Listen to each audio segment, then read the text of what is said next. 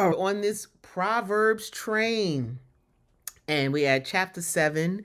This is even more juicy than chapter 5. Um, and it is a warning from a father to his son to embrace wisdom and avoid the fatal destruction caused by immorality and seduction. And in this chapter, the father gives a very explicit and elaborate tale of how a woman would attempt to seduce you to get off track. A seductive woman can use every trick in the book. And in this chapter, she uses all of her tools. Uh, telling him that her husband is gone and that her bed smells good and that, everything that she has to offer him and that he's going to be gone a long time. And so, we can do the thing. And it's so interesting to me um,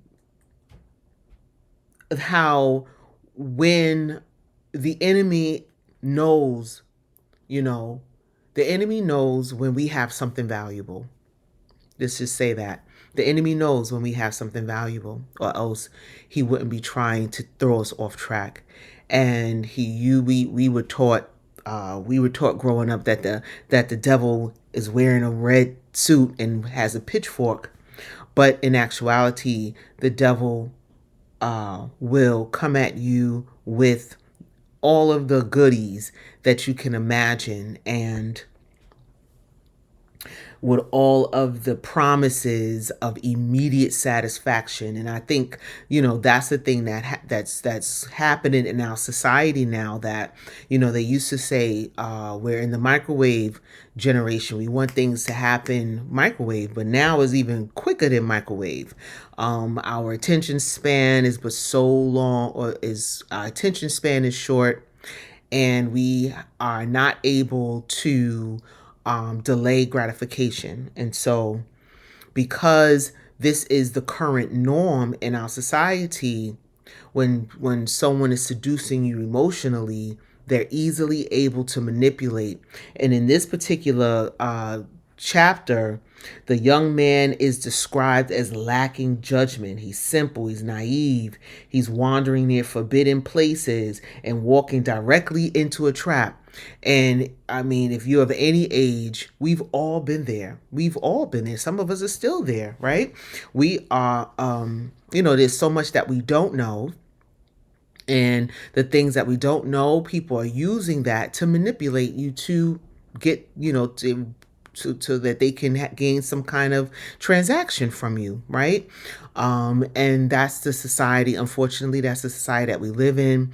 It's unfortunate that our kids have to grow up in this society, and so they're always on alert. And most times we are hyper vigilant. We're hyper vigilant because we don't want our kids to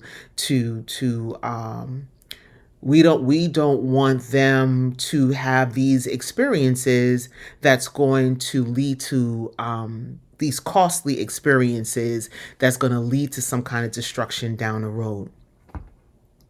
And so um, uh, the overarching message is that vigilance and treating wisdom as a close family member is the primary protection so that you don't fall in a trap. It says 7 and 4, say unto wisdom, thou art my sister, and call understanding thy kinswoman.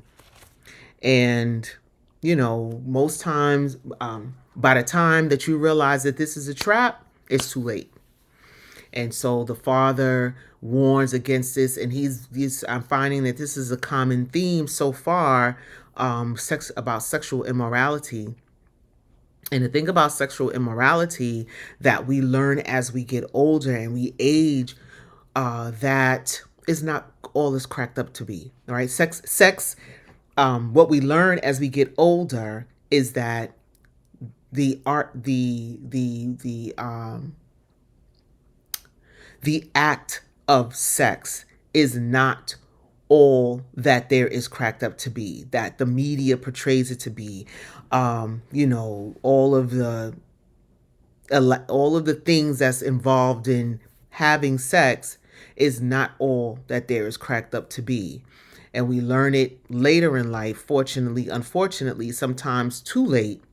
But it's a low hanging fruit, right? Our senses, our emotions are easily manipulated.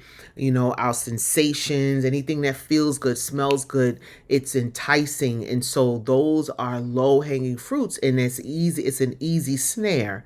And if you catch someone at a vulnerable moment or a vulnerable season in their life, you can pretty much, you know, have your way with the person. And so the father realizes that, you know, if you become ensnared through sexual immorality, that can lead you down the road to destruction.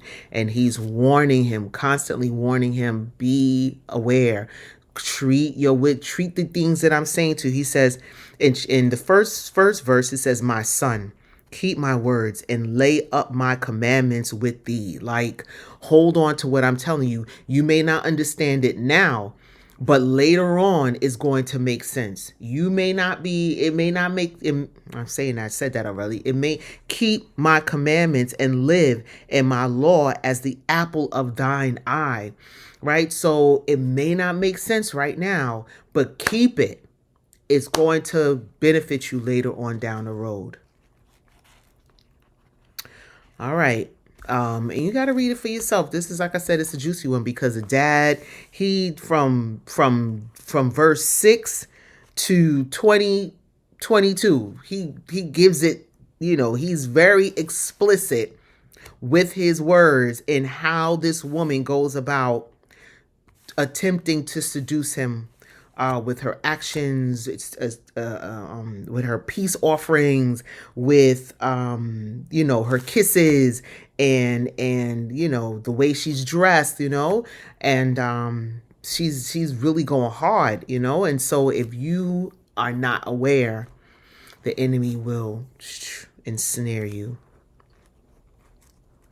And he says in 25, let not thine heart decline to her ways. Go not astray in her path. For she hath cast down many wounded, yea, many strong men have been slain by her.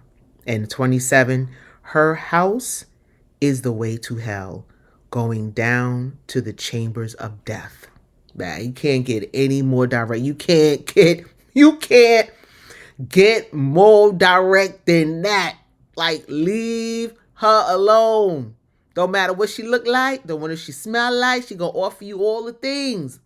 But that house, that box is straight to hell. All right, so I'm enjoying this ride on the Proverbs train. I hope you're able to read it for yourself and just drawing from what Solomon is, his words to us. And I'm sure he's writing this from his own experiences. You know, if you are of any age and you have experienced any kind of life, we've all had these experiences. And so it's so important that we pass this information on to our to the next generation. It's important that we you know, that we mentor. It's important that we are able to mentor our youth, so that they do not go astray, because of this world we living in right now. Woo!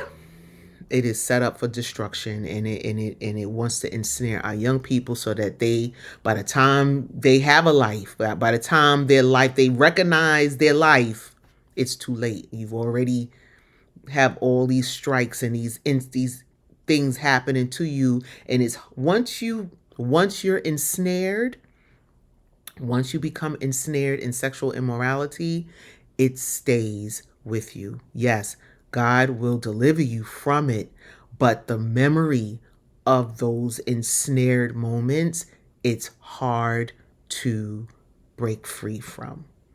And the Father wants him to be aware of the tactics of strange women. All right.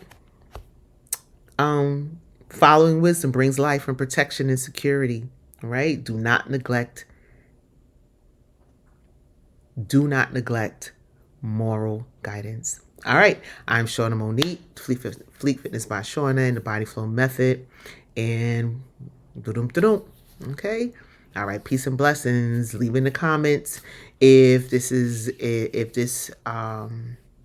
if you receive any value from this, or if you're encouraged or inspired to read Proverbs yourself.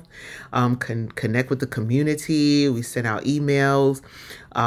We do, our movement piece for body flow sessions where we use the wisdom of our body to use our body to move and to heal naturally. Our body wants to heal itself.